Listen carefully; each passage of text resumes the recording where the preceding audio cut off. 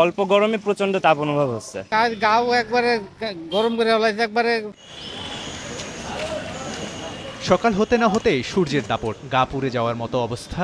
দিনভর ঠাঠা রোদে খা খা করছে দেশ। অস্বস্তিকর গরমে হাঁসফাঁস অবস্থা, বাতাসেও উষ্ণতার ছোঁয়া। রাতেও নেই গরম থেকে নিস্তার। চলতি মাসের শুরুতে টানা বৃষ্টির পর আবারও দেশ জুড়ে বইছে মরুর লু হাওয়া। গরম দেখছেন না, দাবানল থেকে একটু স্বস্তির জন্য একটু রস খাইলাম ভাই। আল্লাহ যে কবে যে বৃষ্টি দিবে। বর্তমান যে তাপমাত্রা, সে তাপমাত্রা হিসেবে আমরা খুব অতিষ্ঠ হয়ে গেছি। সারা দেশের ওপর দিয়ে বয়ে যাচ্ছে মৃদু থেকে মাঝারি তাপপ্রবাহ। সর্বোচ্চ তাপমাত্রা ঈশ্বরদীতে ৩৯.৫ ডিগ্রি সেলসিয়াস। এরপরও গরমের পারদ উচ্চ পর্যায়ে। নাস্তানুবাদ অবস্থা সবার। এত অস্বস্তি কেন জানালো আবহাওয়া অফিস। সংস্থাটি বলছে বাতাসে জলীয় বাষ্পের আধিক্যের কারণেই এমনটা ঘটছে। কারণ এ সময় ঘাম সহজে বাষ্পীভূত হয় না। গা হাত পা চিটপিট করতেছে, মানে সুস্থি পাওয়া যাচ্ছে না। অল্প গরমে প্রচন্ড তাপ অনুভব হচ্ছে। গাও একবারে গরম করে ফেলাইছে একবারে।